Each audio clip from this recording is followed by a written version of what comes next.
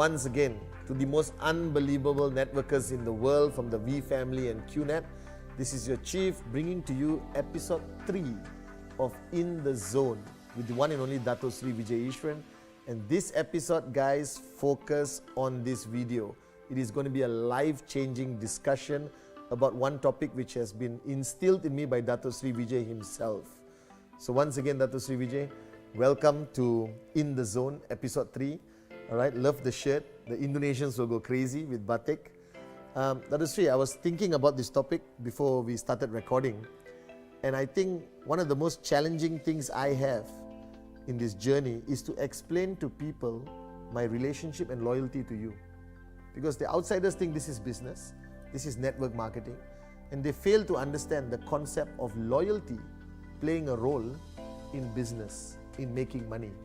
And I have observed that to see your relationship with Japadas Bismarck, our founder also, and it amazes me that two men, right, two businessmen, two networkers have built such a bond of loyalty regardless through good times and bad times, Dato Sri. And today if you look at the V partners, AVPs, the coin service, the V councils, everyone, our loyalty is not to QNet, the brand name. It's a fantastic company you built, Dato Sri. But our loyalty is towards you and Japa. But how would you explain this to the common man who sees networking purely as a business? What role does loyalty, all right, and how would you define loyalty in this context? First of all, there is a simple principle that we have often talked about. Yes. One that goes all the way back to our early days of networking. And for networkers, this principle is critically important. To imagine that, you are meeting somebody by accident is one of the biggest failings of most networkers. There is no such thing as accidents. There is no such thing as coincidences. In essence, coincidence is just an incident that was meant to be. So, recognizing that everything has a master plan involved, and there are no flaws in this master plan. This master plan is essentially the only perfection that we have in this imperfect world. So when we meet someone, regardless of the role they play in your life, it was meant to be. There's some that is already predestined, in a sense. You are born into those roles, i.e. parents, children, brothers, sisters, etc., so on and so forth. So you have a blood relationship in place already. And therefore, with that comes loyalty to your family, loyalty to your brothers, sisters, etc., and so on. But having said that, your family is not by blood alone. Yes. In fact, for networkers, essentially, family is something that is built over the years. We develop a family over the next, 50, 60, 70 years of our lives. Are you with me? The critical thing to recognize is that the family that we meet along the way are also as perfectly planned as the family that we were born with. The only difference is genetic. Now, if we take away the blood relationship, after all, this body itself goes to dust. The only thing that remains is the relationships that we have with each other. Then let's talk about the fact that if it was meant for that person to be with you, then your loyalty is ultimately not to that person alone, but your loyalty is to the master plan and to the master planner. So if someone is your upline per se, yes, that is part of the master plan. True.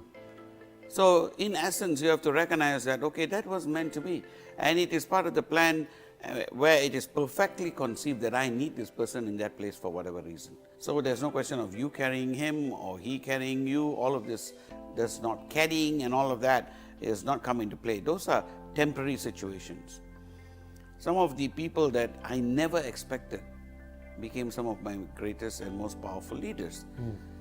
So loyalty has to come with you recognizing the master plan and master planner, number one.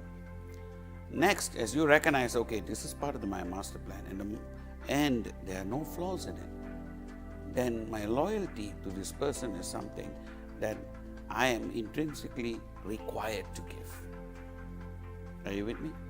It's not like a brainwashing or anything of that nature, but to recognize that there is a place for all of this. That person is in front of me. That is the head of the household. That is my upline. That is my prime minister. For instance, your loyalty to your president or prime minister or king comes with the territory. Yes. You have to give it to them because it is part of nationality, yeah. Exactly. Likewise, within the network, your loyalty to your downlines and loyalty to your upline is part of your duty to the network. And your loyalty must be seen to be given in order to be able to receive the same. Loyalty is a two-way street. Yes. On your part, you are required to be loyal. But there's no way you will earn loyalty without giving it. That's the next rule. But on the other hand, even if you do not get loyalty from those who are supposed to give it to you, does it change what you have to do? No. No. Your loyalty to the people who are with you by your side must be unconditional. It is when you recognize that you are in service to Him at all times, then you serve everybody around you. I mean, I learned some of my most powerful lessons in loyalty from my dogs. Yes, that's true. And I've written about that recently. Yes.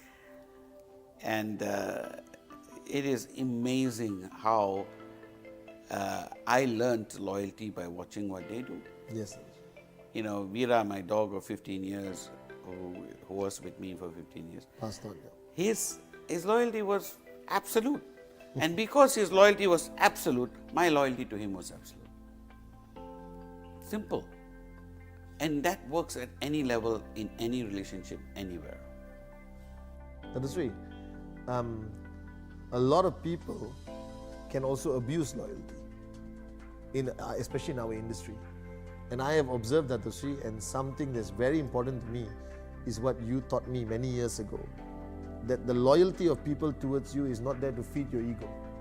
But over the years, I've observed that people have either misinterpreted or abused literally the fact that having downlines loyal because of the system and the structure has also got to their heads or got to their ego and turned them into, as you always say, the worst networker is the dictator.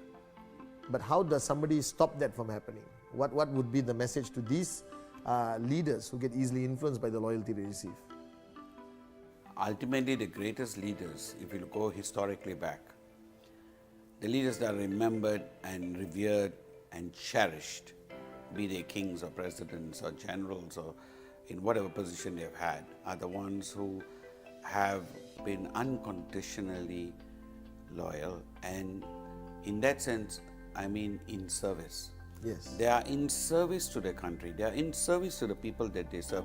They are in service to the unseen faces of thousands of people out there. Mandela, classic case in point. He was a life in service, which made him one of the greatest leaders of all time. And he sat in jail, rotting away, literally for 3 decades. A very heavy price to pay. But he was doing it for people that he had never met.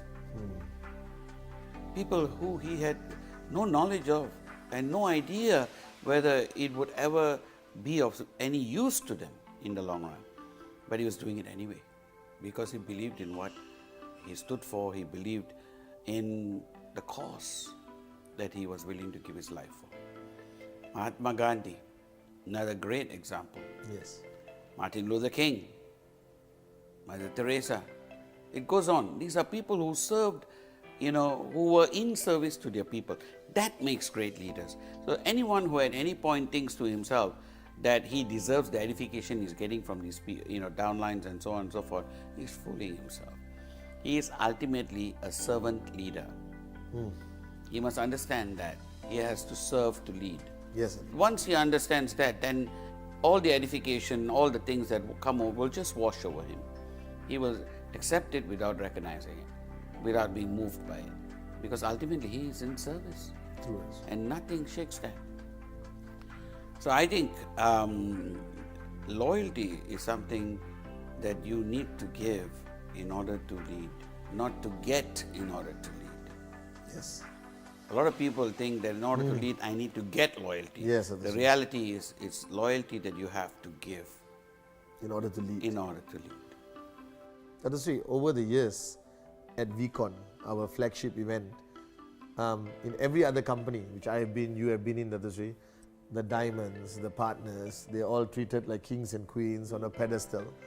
But VCon is completely different. Yep. As you told me, Patman, we have millionaires carrying chairs. Yep. Now this is a double-edged sword. All right, it's again the mainstream networker would say, I don't want this. But why did you and Japa at the beginning pick this as a fundamental pillar, which contradicts mainstream networking completely from the edification? That you wanted your leaders to always be in service at the events, like you were, Dato Sri. I remember we had a cruise. You were there carrying luggage, all right, loading luggage into the cruise ship. As the founder of the company, Dato Sri, I was there running around trying to stop you from doing it. But you reminded me that day, Dato Sri, that edification is not about sitting on the chair. It's not about what people think of you for 2 minutes, but what people think of you for 20 years, Dato Sri. Why did you and Japa instill this core value in a network marketing company? Well, the first thing to recognize is you must differentiate leadership from success. Yes. You must differentiate those who are truly leaders and innate leaders, people who are naturally leading teams, as opposed to people who are just making money. Now, there's nothing wrong in making money. Success is a clear indication that you have, in some way actually done something right. But having said that, are you a leader? Now that's where we differentiate. Now in traditional network marketing scenarios, they actually accept success as a sign of leadership. We don't.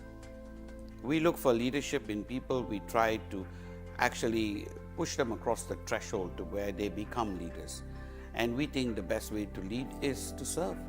So we don't actually make it mandatory for all of these people who are earning to come in there and join, those who are serving. Many who are serving, in fact, all who are serving, do it voluntarily. Yes. So the in-service, which actually is the backbone of VCon, which makes VCon what it is every year, because without the in-service, the army of in-service, we would not be able to be who we are. So this battalion of in-service people who come from all over the world, they are leaders with the potential, many of them with the potential, many who are already leaders, but others who are with the potential. Either way, they are there to make VCon great. Now, those who choose not to serve come in there and sit and watch and parade, and they still go get their badges and diamonds and so on and so forth. Yes. But that is a choice that they make. Either they drink the company Kool-Aid or they don't.